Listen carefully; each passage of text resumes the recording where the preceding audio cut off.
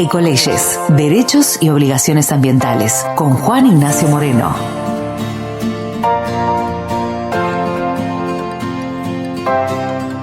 Bueno, estamos nuevamente aquí en el estudio con Juan Ignacio Moreno para hablar sobre las ecoleyes. Hoy nos trajiste algo que te habíamos pedido con anticipación, así que está bueno para charlar un ratito sobre los glaciares, ¿no? Que se habla mucho de los glaciares y entender un poquito que, bueno, que en nuestro país hace un tiempo ya nosotros tenemos una ley que los protege, ¿no, Juan? Hola, Martu, ¿cómo estás? Bueno, sí. Hace muy poco estuvimos hablando sobre el tema del agua, sobre el derecho humano al agua, y en este caso vamos a tocar un tema que tiene una vinculación directa, como son los glaciares. Una cuestión que es muy importante por el aspecto turístico, pero que requiere una protección por su importancia respecto a la cantidad y conservación del agua que posee. Y es así que tenemos una legislación en particular, pero primero cabe hacer una aclaración, que siempre nos remitimos un poco a cuál es el marco jurídico que tenemos en la protección ambiental desde el año 1994, cuando se reforma la Constitución Nacional. El artículo 41, con otros artículos de los nuevos derechos y garantías, nos habla de la protección del ambiente y establece que el Congreso de la Nación tiene que fijar, dictar, sancionar leyes de presupuestos mínimos sobre la temática ambiental. Es así como el Congreso de la Nación ha determinado distintas leyes, como la Ley General del Ambiente. Pero ¿esto qué significa una ley de presupuestos mínimos? Es una ley que establece una base de derechos, de principios que deben respetarse y que las provincias tienen que partir de esa base y pueden brindar mayor protección.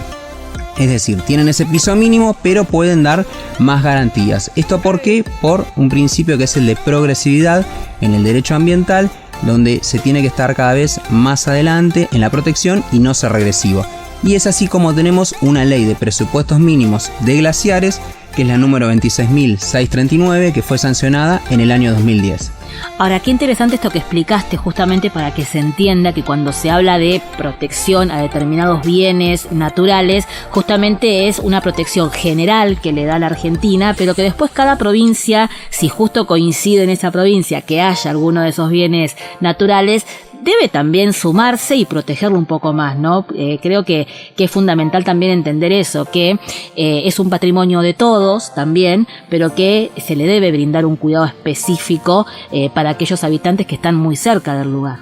Exacto, en este sentido la Nación brinda un marco general de pautas y después cada región puede sancionar sus normativas en particular.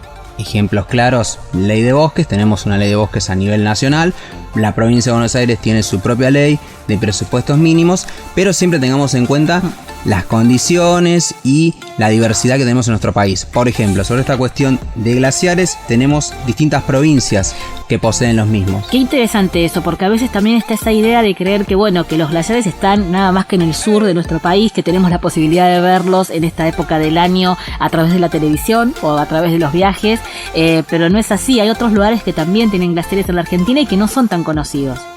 Claro, bueno, y en este sentido, por ejemplo, esta normativa nos brinda que debe crearse un inventario de los glaciares. El último inventario que se realizó desde el Ministerio de Ambiente de Nación nos habla de cuáles son las jurisdicciones, las provincias donde se encuentran los glaciares. Entre ellos se destaca Jujuy, Salta, La Rioja, San Juan, Mendoza, Chubut, Santa Cruz, Tierra del Fuego. Vemos cómo hay una diversidad, obviamente todo vinculado sobre la zona más cordillerana de la cordillera, y que además este informe nos brinda el dato de que hay cerca de 7.000 cuerpos de hielo que han sido relevados, es decir, de glaciares, y de los cuales 16.000 se encuentran en la cordillera de los Andes y casi unos 800 en las islas del Atlántico Sur.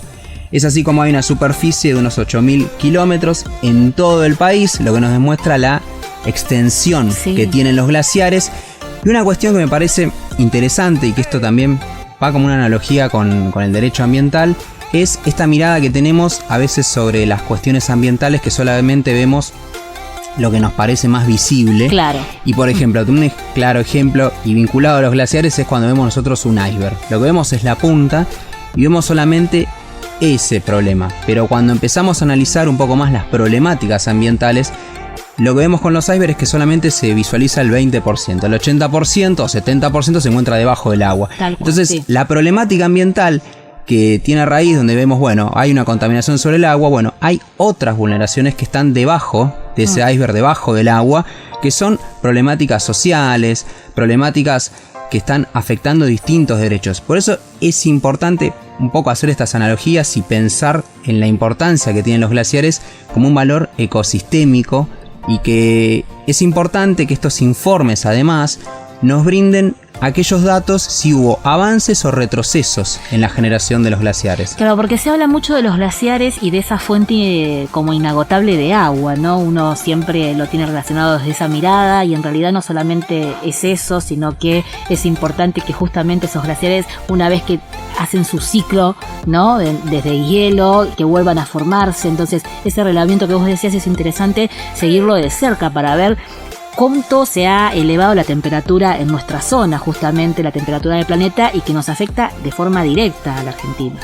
Exacto, bueno, podemos hacer una comparación con Estados Unidos cuando hablan de los grandes cañones. Bueno, esas eran zonas donde había glaciares, claro, a diferencia de lo que es la Patagonia nuestro. Es decir, cómo vemos que el cambio climático afecta a las zonas que están cercanas a los polos. En ese caso Estados Unidos, cercano al polo norte, y nosotros al polo sur, y vemos cómo repercute. Pero es un desafío también para la Argentina establecer principios, pautas. Esta normativa sí establece actividades que se encuentran prohibidas, como son las actividades vinculadas a la minería. Aquellas actividades que se puedan realizar tienen que tener una evaluación de impacto ambiental, una evaluación estratégica. Se exceptúan, eso sí, prácticas que son vinculadas al rescate, científicas, pero siempre tiene que quedar en una normativa, y es importante mencionar, en especial en las ambientales, qué actividades se encuentran prohibidas, y a su vez fijar las pautas sobre las cuales ciertas actividades puedan realizarse, pero que tengan un control y monitoreo desde el Estado. Tenemos el caso de COFEMA, que es una autoridad vinculada a la educación y que aquí también tiene su incidencia en el trabajo colaborativo entre las provincias que tienen los glaciares y el trabajo con la nación. Sí, y pensaba cuando hablabas de las actividades que están prohibidas y que hay que evitarlas justamente porque no son de protección ambiental, justamente cuando hablamos de estos lugares. Vos acá me nombraste un montón de provincias que tienen glaciares, por ejemplo Jujuy, Salta, Tucumán, Catamarca. Me detengo ahí en Catamarca, ¿no? Una ciudad donde la cuestión de la minería es cada vez más fuerte, cada vez más presente, pero claro, estaría prohibida según la normativa. Pero el glaciar no es justamente los glaciares que están en Catamarca no son justamente los que nosotros observamos, o las montañas en donde se trabaja la minería. Y ahí es como que se encuentra la trampa, ¿no? A la hora de poder desarrollar esas actividades. Exacto, y bueno, cuando justamente ese ejemplo del iceberg, aquello que se puede ver y aquello que está oculto.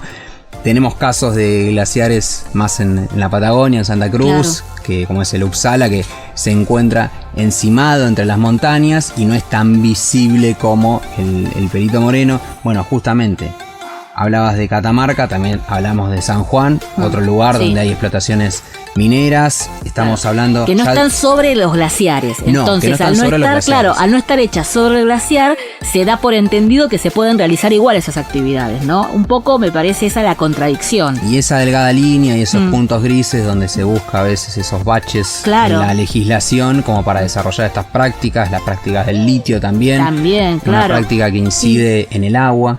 Y yo pensaba también eso, teniendo en cuenta lo del agua, cómo más allá de tener una normativa que proteja a los glaciares a nivel nacional, nosotros como individuos también tenemos que exigir que haya normativas para cuidar el agua, ¿no? Para cuidar todo lo que nosotros podemos o podríamos llegar a dejar o a desechar en el agua, que debería ser unánime, ¿no? Para también protegerlo, porque forma parte de la protección de los glaciares. Bueno, uno de los principios ambientales es el preventivo, es tratar de prevenir, evitar los daños.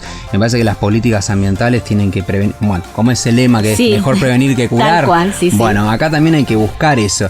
Y además entendiendo cuál es la situación de cada jurisdicción. Obviamente hay prácticas que generan mucho trabajo y que van a ser difíciles de lograr esa transición, pero que tienen que tener los controles adecuados para el desarrollo del mismo, y en especial con algo que nos incide como seres humanos en la diaria, que es el consumo del agua. No solamente para nosotros, sino que es el consumo para distintas actividades que se realizan, de la industria, como de la ganadería, la agricultura. Entonces, cuando tomamos dimensión de cómo hay que cuidar el agua, me parece que ahí está el cambio de paradigma. Tomar conciencia para legislar en consecuencia. Tal cual. Bueno, Juan, te agradezco que nos hayas traído esta columna. Es muy interesante poder observar cómo cuidamos el ambiente desde la legislación argentina y cómo nos falta también, ¿no? Un montón de legislación para poder acompañar y realmente cuidar nuestra Argentina. Muchas gracias.